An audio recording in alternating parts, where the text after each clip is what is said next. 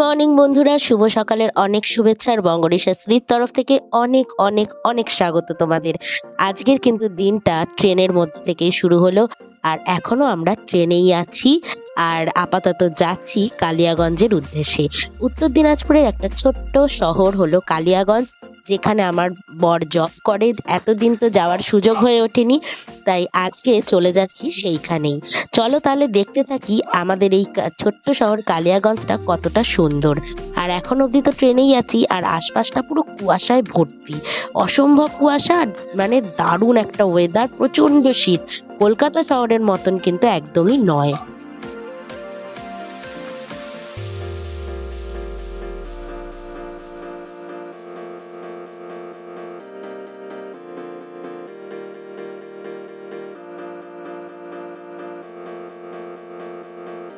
তা আপাতত আমরা ট্রেন থেকে নামলাম, সেটা হচ্ছে বুনিয়াদপুর। বুনিয়াদপুর যে স্টেশনটা, সেখান থেকে নেমে আমরা টোটোয় উঠে গেলাম।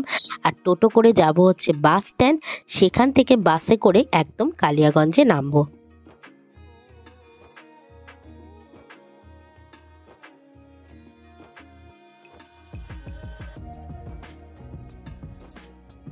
আপাতত আমরা তো যাচ্ছি কালিয়াগঞ্জে, তো ঘরে গিয়েই তোমাদের সাথে কথা হবে। আর সেই ফাঁকে দেখিয়ে দিই আমার বাড়িতে কি কি চলছে। মানে বড় নদী দিকে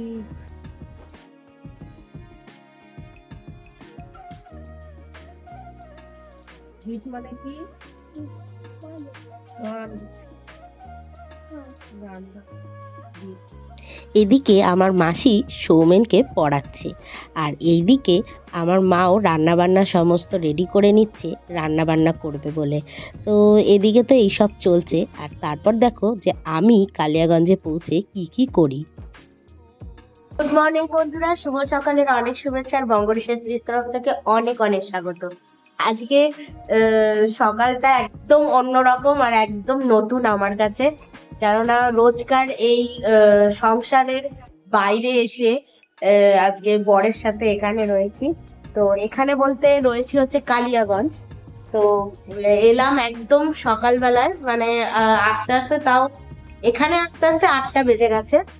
নেমেছিলাম বুনিয়াদপুরে, বুনিয়াদপুরে নেমে তারপরে এখানে আস্তে আস্তে 8টা বেজে গেছে।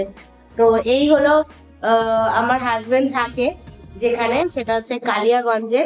এখানে বেশ বড় বড় অনেকগুলোই রুম রয়েছে। প্রথমে ঢুকেই এন্ট্রান্স দিয়ে ঢুকেই এখানে একটা ঘর রয়েছে, তারপরে এইটা একটা রুম, এটা একটা অনেক বড় রুম। এখানেই আমি টুকটাক রান্না বান্না করব। আর এই হচ্ছে বেডরুম। তো বেডরুমটা একদম আগোছালো রয়েছে, বুঝতেই পারছো একটা ছেলে একা থাকলে কিরকম হয়, পুরো এইরকম একটা অবস্থা রয়েছে। তো আমি সব কিছু গোছাবো আর সুন্দর করব, একটু ঘরটাকে একটু যাতে ঠিকঠাক লাগে এবং মনে হয় যেন ঘরে একটা লক্ষ্মীশ্রী এসছে। তো একটু ঘরটাকে গুছিয়ে টুছিয়ে নেবো, একদম বিচ্ছিরি অবস্থায় রয়েছে। যাই হোক, আপাতত এসছি একদম, মানে খুব খারাপ অবস্থা। চান টান করবো, ফ্রেশ হব। আর আজকের একটু প্ল্যান আছে, রান্না বান্না করার ইচ্ছা হয়েছে, কেননা একদম সামনেই বাজার, সামনেই সব দোকানপাট। এত ভালো লাগছে দেখে যে মানে একদম ঘর থেকে বেরিয়েই, হ্যাঁ মানে এত কাছাকাছি সবকিছু। তো আমি ওকে বললাম যে ইন্ডাকশন যখন ভালোই আছে, বাসন কোসনও রয়েছে, তাহলে একটু রান্না করেই নি। তো দেখি কি রান্না বান্না করি, কি করব কিছুই জানি না, একদম নতুন এখানে। কিন্তু এত কাছাকাছি সব জিনিস, মানে খোঁজাখুঁজির সিন নেই, একদম বেরোবো আর হাতের কাছে জিনিস। যাই হোক, তো এখন ঘড়িতে প্রায় 9টা বাজতে যায়। আমি আগে ব্রেকফাস্টটাও দিয়ে গেছে, বাইরে থেকে কচুরি কিনে এনেছে, তো দিয়ে গেছে, তো কচুরিটা খাই।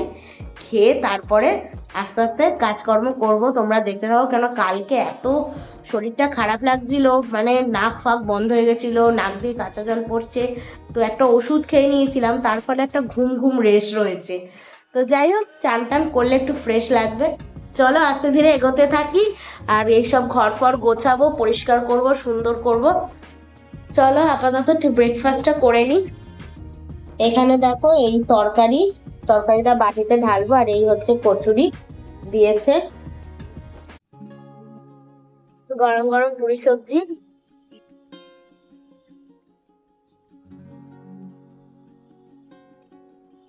এখানে ঠান্ডাটা ভালোই, তবে দিনের বেলা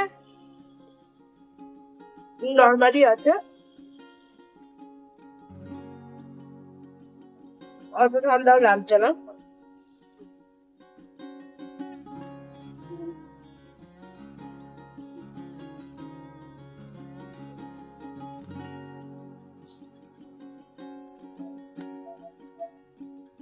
চান টান করে চলে এলাম ঘরে।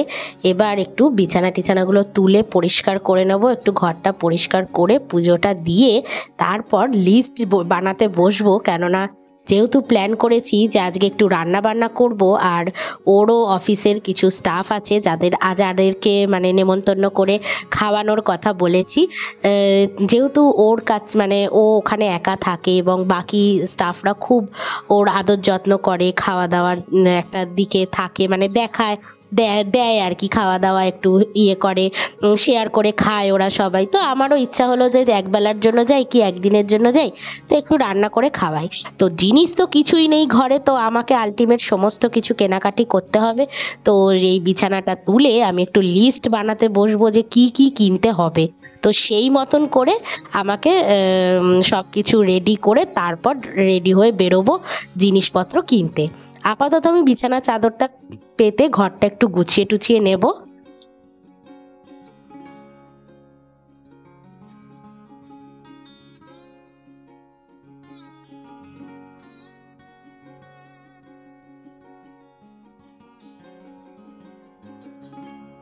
চাদরটা পাতার পর দেখছি যে চাদরটা ঠিকঠাক হচ্ছে না, মানে ছোট বড় হচ্ছে। তো ভাবলাম এদিকটা তুলে দিয়ে আবার একটু লম্বায় পাতি। প্রথমে চওড়ায় পাততে গেলাম, দেখলাম হচ্ছে না। আসলে সব চাদর পাতার কাজগুলো মাই করে, আর জীবনে প্রথমবার আমি চাদর পাচ্ছি। তো সেই জন্য ভুলভ্রান্তি তো হয়েই যাচ্ছে। যাই হোক, আবার তুলে আবার নতুন করে পাতছি।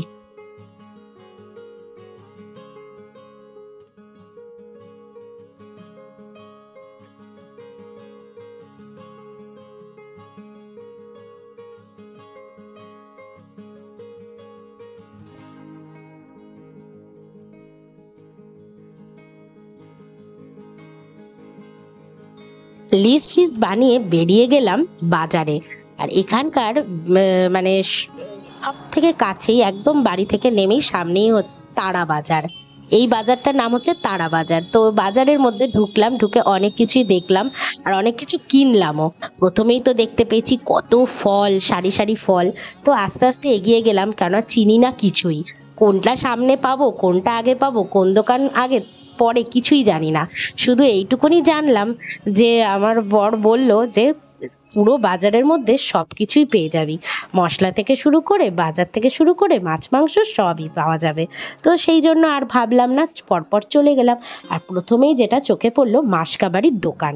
তো মাসকাবাড়ির এই দোকান থেকেই প্রথমে বাজারটা করে নিলাম। আর তারপর তো দেখলাম দেশি মুরগি পোলট্রির মুরগি যাই বলো প্রত্যেকটাই লাজবাব, মানে একদম নাদুস নুদুস, ওরা প্রত্যেকটাকে তরতাজা রেখেছে।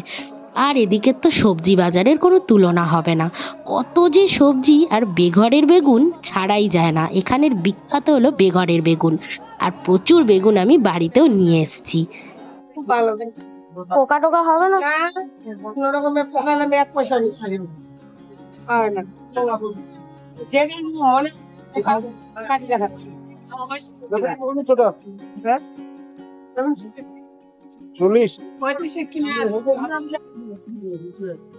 এদিকে তো আমি সবজি বাজার করছিলাম, আর ওদিকে জানো মা ঘরে কি করছিল, বাতাবি লেবু কেটে মাসি নিয়ে এসেছিল স্কুলের গাছের বাতাবি লেবু, সেইটা কেটে বেশ করে মেখে খাচ্ছিল। তো আমাকে ভিডিও পাঠালো যে দেখ তুই বাজার করছিস, আমরা এখানে বাতাবি লেবু মেখে খাচ্ছি। আমি ভাবলাম তোমাদের সাথেও একটু শেয়ার করে নিই। বন্ধুরা, গেছিলাম বাজারে সকালবেলায়, ওই চান টান করে ব্রেকফাস্ট করে তারপরে ড্রেস পরে বাজারে গেলাম। অনেক কিছু কিনেছি, সেগুলো তোমাদের দেখাই। প্রথমত মাংস, 1.5 কিলো মাংস নিয়েছি। কেননা শুধু যে আমরা খাবো তা নয়, অফিসের দুজন রয়েছে যারা আমি তো এখানে থাকতে পারি না, তো ওরা দুজন খুবই খেয়াল রাখে আমার হাজবেন্ডের। এখানে বাইরে প্রচন্ড গাড়ি ঘোড়া যাচ্ছে, প্রচুর আওয়াজ। হ্যাঁ, তো একটু অ্যাডজাস্ট করে নিও, মানে প্রচন্ড গাড়ি ঘোড়ার আওয়াজ আসছে, একটু মানিয়ে নিও। আর তো ওখানে কি ওরা খুব খেয়াল রাখে, আমার হাজবেন্ডের খুবই খেয়াল রাখে। তো আমি তাই ভাবলাম যে যখন আমি একদিনের জন্য এসেছি, তাহলে ওদের জন্য যদি একটু মাংস ভাতও খাওয়াতে পারি ওদেরকে। আর সামনেই দোকান, সামনেই বাজার, প্রচুর মজা লাগলো বাজার করে। যাই হোক, তো কিনেছি কি কি তোমাদেরকে আগে দেখাই। প্রথমত হচ্ছে এরকম কাগজের থালা কিনেছি, এক বান্ডিল নিয়ে নিয়েছি কাগজের থালা। এইগুলো খাওয়া দাওয়া করা যাবে, কুমড়ো কাটনা মোটা যাবে। আর কটা গ্লাস নিয়ে নিয়েছি জল টল খাওয়ার জন্য। তো এই গেল। আর এদিকে মাংসটা ভালো করে ধুয়ে, এখানের মুরগির মাংস অসাধারণ। আমাদের কলকাতা শহরে যে মুরগির মাংস বিক্রি হয়, সরু সরু ঠ্যাং, সরু সরু পা, এখানে লেগ পিস গুলো এক একটা এই বড় বড় মোটা মোটা। আর যে মুরগিটা কেটেছে সেটাও একদম হৃষ্টপুষ্ট, একদম বড় সড়ো মোটা। গ্রাম দেশের বুঝতেই পারছো, খাওয়া দাওয়া একদম হাতে পিঠে ঘাটতা মুরগি আর কি। যাই হোক, তো মাংসটা একদম ভালো করে ধুয়ে এখানে রেখেছি, ম্যারিনেট করবো। তো ওইটা হলো। আর কি নিয়েছি তোমাদের দেখাই। আচ্ছা, আমার বর কয়েকটা বাক্স কিনেই রেখেছিল এখানে থাকাকালীনই। ডেচকি, বড় ডেচকি, একটা ছোট ডেচকি যেটায় মাংস ধুলাম, চায়ের একটা বাটি, একটা হাতা কিনেছিল। তো আমি এক্সট্রা কিনলাম একটা বটি, 50 টাকা দিয়ে একটা ছোট্ট বটি কিনলাম। বটিটা খুবই কিউট, ছোট্টর মধ্যে খুব সুন্দর। তো সবজি টবজি সবই কাটা যাবে। তো এই বটিটা নিয়ে, এই বটিটা একটু ধুয়ে নেবো, সবজি কাটবো। একটা খুন্তি নিয়েছি, রান্না টান্না করতে সুবিধা হবে, এরকম ভাবে নাড়াতে সুবিধা হবে। নাহলে ও বলছিল হাতা দিয়ে হয়ে যাবে, হাতা দিয়ে হয় না। আর এই একটা ঝাঁঝরি নিয়ে নিয়েছি, এইটা থাকলে সব রান্না হয়ে যায়, আর কোনো অসুবিধা হয় না। একটা বটি আর ঝাঁঝরি যদি থাকে তো। তো এই কটা জিনিস কিনলাম। আর কিনেছি হচ্ছে কিছু মাসকাবাড়ির জিনিস কিনেছি, কেন মাসকাবাড়ি না, মানে মশলাপাতির জিনিস বলতে পারো। আচ্ছা, এক হচ্ছে এটা, এই ধূপকাঠিটাকে আলাদা করে রেখে দিই, এই ধূপকাঠিটাও পুজোর জন্য লাগবে। একটু পাঁপড় নিয়েছি, একটু পাঁপড় ভাজা হবে। দুধের ছোট ছোট প্যাকেট নিয়েছি, দুটো কপি করে খাওয়া হবে। আচ্ছা, লঙ্কা প্যাকেট, এখানে লঙ্কা গুঁড়োর প্যাকেট। বনে, আমি তো বাড়িতে ধনে জিরে বাড়িতে আমার মা গুঁড়ো করে। হ্যাঁ, তো ধনে জিরে গুঁড়ো করাই হয়। তো আমি এখানে প্যাকেটই কিনলাম, কিছু তো করার নেই, প্যাকেটই কিনতে হবে। আর এই হচ্ছে একটু গরম মশলা, জিরে পাউডার। আচ্ছা, সর্ষের তেল একটা নিয়েছি ছোট দেখে, আর একটা সাদা তেল নিয়েছি। পাঁপড় টাপড় ভাজতে লাগবে, ছোট ছোট নিয়ে নিয়েছি। আচ্ছা, বেসন নিয়েছি, অল্প করে বেসন নিয়েছি। একটু বড় বড় সাইজের বেগুন নিয়েছি, তো বেগুনি একটু ভাজবো ইচ্ছা আছে। আচ্ছা, এটা হচ্ছে সোডা, বেগুনি ভাজলে একটু সোডা দিতে লাগবে। আর এই হচ্ছে হলুদ, হলুদ লাগবে। যেটা মানে লাগবে সেগুলো নিয়েছি। এটার মধ্যে অল্প একটু 10 টাকা দিয়ে এলাচ নিয়েছি, মাংস টাংস কষাতে লাগবে। অল্প করে চিনি নিয়েছি, টমেটো নিয়েছি বেশি করে। তো ভাবছিলাম একটু টমেটোর চাটনি যদি করতে পারি। এখানে টমেটো 10 টাকা, 10 টাকায় কিলো। মানে আমি তো অবাক হয়ে গেছি, যেখানে আমি আমাদের কলকাতায় 80 টাকা কিলোয় কিনেছি, 60 টাকা কিলোতেও কিনেছি, এখানে 10 টাকায় টমেটো। মানে আমি, আমার বর তো বলছে মনে হয় 10 কিলো নিয়ে নে, আমি বাড়ি নিয়ে চলে আসবো। 10 কিলো ও বলছে নিয়ে নে, আর 10 কিলো আমাকে ওকে বাজার থেকে ঘর অব্দি বয়ে আনতে হবে। আমি আনবো কি করে 10 কিলো? ও বলছে তো 10 কিলো নিয়ে নে, আমি পরে বয়ে নিয়ে যাব। কিন্তু আমি আর যাইনি। আর এই হচ্ছে নুন। তো এই হলো বাজার করেছি, এগুলো সবজি বাজার, এগুলো সব এখন লাগবে। আর আর হচ্ছে সবজি বাজার করেছি, সবজি বাজারে বেগুন নিয়েছি, দেখো বড় বড় সাইজের বেগুন। এগুলো গোল গোল ভাজা খেতেও হেভি লাগবে, বেগুনিও খেতে হেভি লাগবে। তো বেগুন ভাজবো একটু, আর বেগুনিও করে। এই বেগুন গুলো দারুণ, এর 40 টাকা কিলো বেগুনের। আমাদের ওখানেও এখন 50 টাকা হয়ে গেছে বেগুনের দাম। কিন্তু আমার হাজবেন্ড একটা বেগুনের কথা বলছিল, সেই বেগুনটা আমি পেলাম না বাজারে। এই টমেটো নিয়েছি, এই যে টমেটো নিয়েছি অল্প করে। ধনেপাতা তোমরা হাসবে, শুনলে হাসবে। এই ধনেপাতা আমাদের ওখানে এইরকম একটা বাঞ্চ 10 টাকা নেয়। এখানে কত টাকায় পেয়েছি জানো? 2 টাকা, মাত্র 2 টাকায় ধনেপাতা। ধনেপাতা যদি স্টোর করে রাখা যেত, তাও আবার দেশি ধনেপাতা যদি স্টোর করে রাখা যেত, তাহলে আমি এত ধনেপাতা নিয়ে চলে আসতাম। 2 টাকায় যদি এত হয়, 20 টাকায় পাবো এত। তো পেঁয়াজ এখানে একটু অল্প করে পেঁয়াজ নিয়েছি, আদা রসুন এই নিয়েছি। এবার ঝটপট রান্নাটা শুরু করি, অলরেডি 12টা বেজে গেছে। প্রথমে ম্যারিনেট করে নিই। মাংসর মধ্যে আমি দেখলাম এই হাড়ের পিস কিছু রয়েছে আর কিছু সলিড রয়েছে। আমি একটু দেখি যে আগে সলিড পিস কতগুলো বেরোয়। এগুলো তো সব হাড়, আর এই যে এগুলো হচ্ছে সলিড পিস। এগুলো হাড় আর সলিড পিস গুলোকে আগে আলাদা করে নিচ্ছি। এইগুলো হচ্ছে সলিড পিস, আর এই হচ্ছে মাংস। ভালো ভালো হাড় দেখে সফট আছে। তো এবার হলো চিকেনগুলো ম্যারিনেট করার পালা। তো প্রথমেই মশলার যে প্যাকেটগুলো কিনে এনেছিলাম সেগুলোকে আগে কেটে রেডি করছি, কেননা একবার মাংস হাতে ধরে নিলে তখন আবার মশলাগুলো কাটতে সমস্যা হবে। তো আগে আমি মশলাগুলো কেটে নিচ্ছি এক এক করে। তলায় একটা প্যাকেট বসিয়ে নিয়েছি আর মশলাগুলো কাটবো, আর এদিকে তোমার মশলাগুলো একবারে প্যাকেটেই পড়ে যাবে প্যাকেটগুলো, তো নোংরা যাতে না হয়, তো সেই বুঝেই কাজগুলো করছি।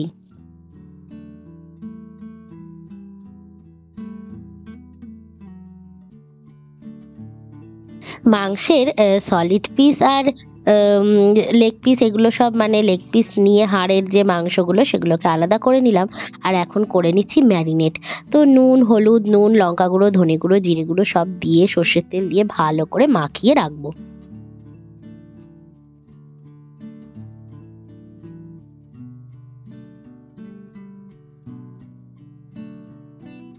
তো মাংসটা সুন্দর করে ম্যারিনেট করে নিয়েছি, আর এদিকে সলিড পিস গুলোকেও আলাদা করে নিয়েছি। এগুলো দিয়ে একটু পকোড়া বানিয়ে নেবো, ভালো হবে তাহলে।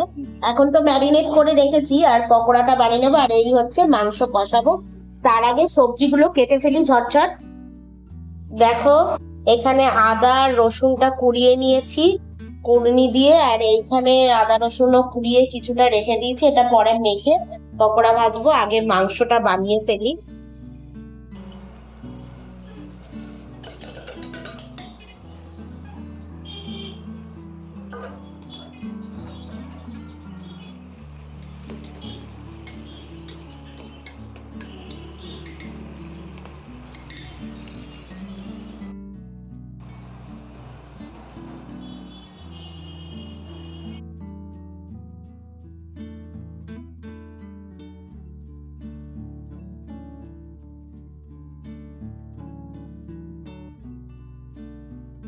রান্নার ভিডিও বেশি তো করে উঠতে পারিনি, কেননা ইন্ডাকশানে করছিলাম আর ক্যামেরা ধরতে খুবই অসুবিধা হচ্ছিল। আর এদিকে আমি বেগুন ভাজা করে নিলাম, আর করে নিলাম টমেটোর চাটনি। আবার একদিকে বানিয়ে নিলাম চিকেন পকোড়া, বেশ মুচমুচে গরম খাস্তা, দারুণ হয়েছিল। আর এদিকে বানিয়ে নিয়েছি, তোমাদের পরপরই সব কটা দেখাচ্ছি। এদিকে তো তোমরা দেখলেই বেগুন ভাজার চাটনিটা ছিল। আর এদিকে রয়েছে হচ্ছে কষা মাংসটা একদম দারুণ হয়েছে। এনজয় করছি খুব ফ্যান্টাস্টিক। Mind blowing. না আমাদের এই আমি সুশান্ত আমাকে বললো লাস্টে, দেবজিতা আমি কিন্তু নিয়ে এসেছি সব সব সব বসে কি করে এবং চলে আসবে বললাম না দাঁড়া। তো বন্ধুরা, এইভাবে তো আজকের দিনটাও কেটে গেল সবার সাথে আনন্দ করে, খাওয়া দাওয়া করে। কিন্তু যাওয়ার আছে কালকে একটা দারুণ নতুন জায়গায়, সেখানে আমরা ঘুরতে যাব। আর তার জন্য কিন্তু অপেক্ষা করো। আর আমার ব্লগ ভালো লাগলে অবশ্যই লাইক, কমেন্ট, সাবস্ক্রাইব করে দিও। আর নতুন ব্লগের জন্য অবশ্যই অপেক্ষা করো। আর চলো, টাটা।